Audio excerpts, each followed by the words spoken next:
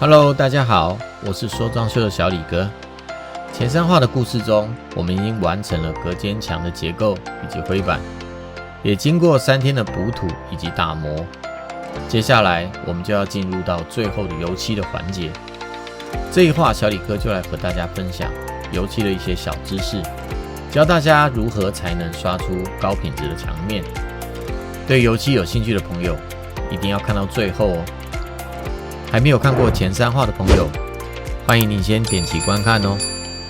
好，废话不多说，我们现在就开始吧。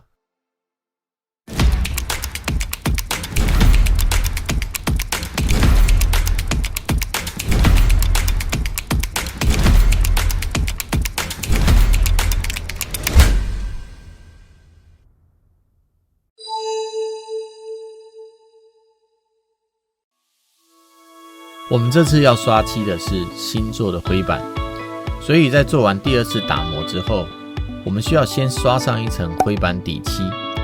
灰板底漆的作用是密封固化，因为灰板的表层是一层表纸，我们补上去的土也是水溶性的。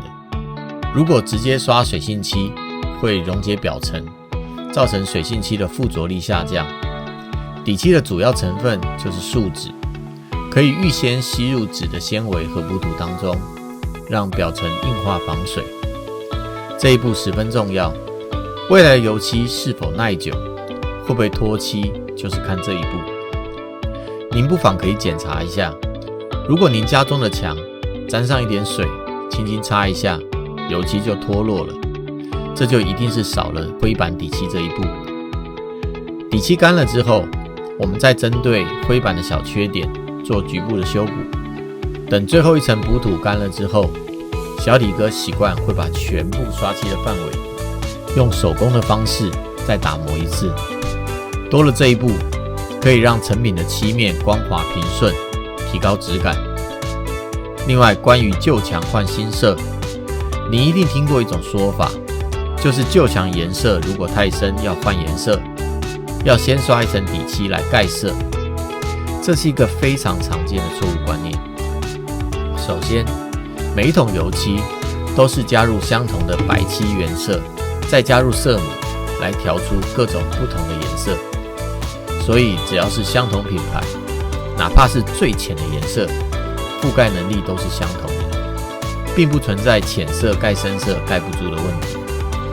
虽然不同的油漆品牌盖色的能力略有不同，但加拿大的室内面漆都是设定在 Second Coat Cover， 简单的说就是旧墙换刷新漆，刷2层就能完全盖色。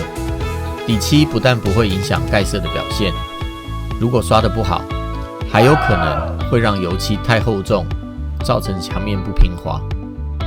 如果您家中正在准备要旧墙换新色，您请来的油漆师傅跟您说要先刷底漆来盖色，那到底是他真的不太懂，还是另外有其他的目的？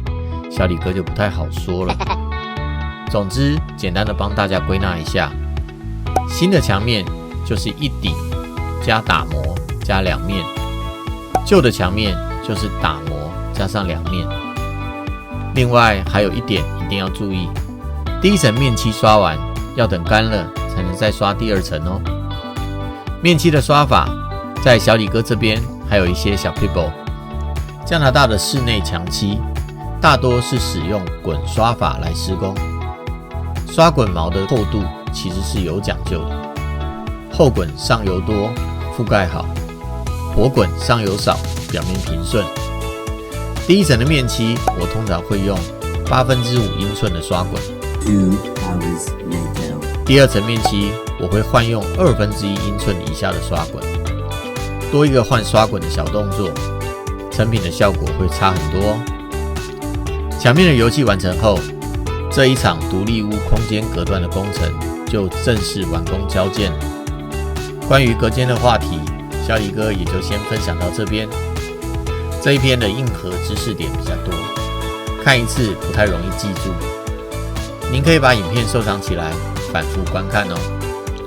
下一话，小李哥计划来说说新增浴室的案例，请您一定要订阅关注我，并打开小铃铛，才不会错过任何的精彩影片哦。如果你喜欢小李哥的影片，也欢迎您点击下方的超级感谢，用一杯咖啡的价钱来支持小李哥的创作。最后祝大家平安喜乐，我们下一集影片再见喽，拜拜。